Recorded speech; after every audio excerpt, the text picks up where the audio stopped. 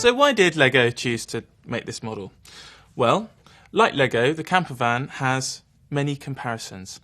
It's probably one of the most nostalgic vehicles ever produced, with a long history, and it's probably also one of the most well-known and loved vehicles of all time.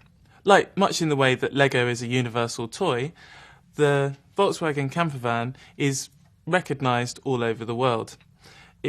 I think its unique character and charm contribute to how much people love this, and the fact that it's also one of the most customisable vehicles that's ever been produced. It's come in so many different shapes and sizes, interiors and exteriors, that it really lent itself to Lego perfectly. The 1962 Campmobile, or Splitty, as Volkswagen enthusiasts like to call it, has got so many quirky functions and things that open, doors, like pop top, all kinds of stuff.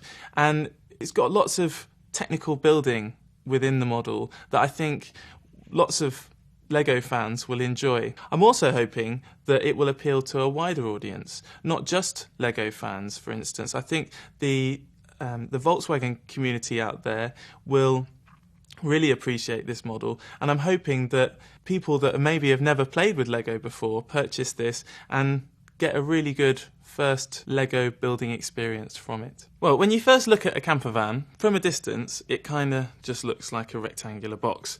And only when I started looking more in depth into this vehicle did I realise that actually camper vans are kind of shaped like a baked bean. All of the panels are curved, and this was going to prove to be one of the most challenging things to build out of Lego, which is traditionally very square and made up of flat surfaces. So one of the parts of the van that's probably the most challenging to build was the front of the van. Now, this is the most iconic and recognisable part of the Volkswagen camper van, so we wanted to get it just right.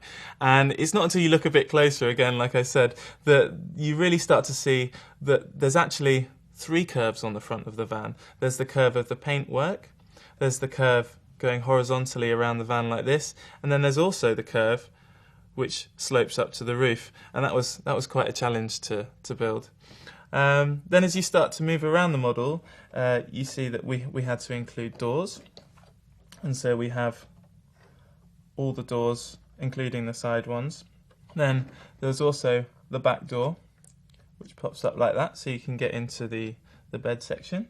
One of the things that the Volkswagen was known for was the fact that the engine was mounted in the back above the wheels, and so we had to squeeze that in as well, and that was quite a challenge, getting that in between the wheels. And here's another little cool feature that was also included in some of the original vans, is that we've got the Safari windows at the front there that open up.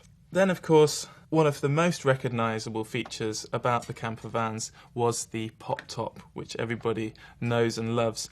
And so this is really one of the parts of the model that is very unique. This is something that's never been done in Lego before. We had to have new fabric cut for it, and this really was a challenge to fit a function such as this into such a tight space. Okay, so another part of the Volkswagen that we've tried to keep true to the original is the interior driver's section of the vehicle.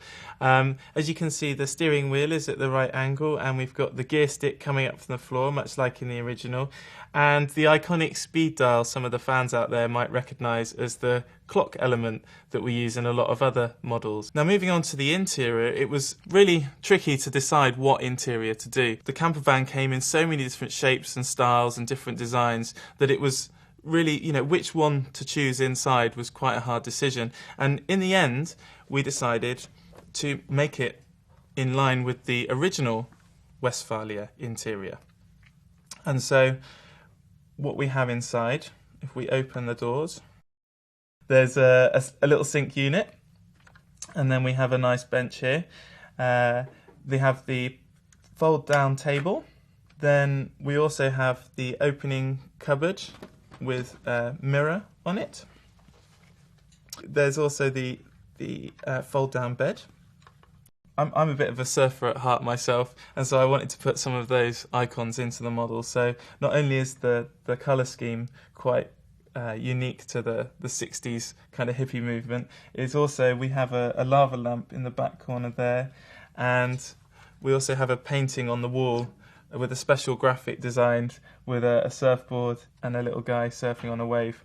And I had to get my initials in somewhere in the model, of course, as us as designers at Lego like to do. And so my initials are printed there on the surfboard. Also, one of the things that kind of ties this model into the sort of 1960s flower power movement is that was quite a nice addition.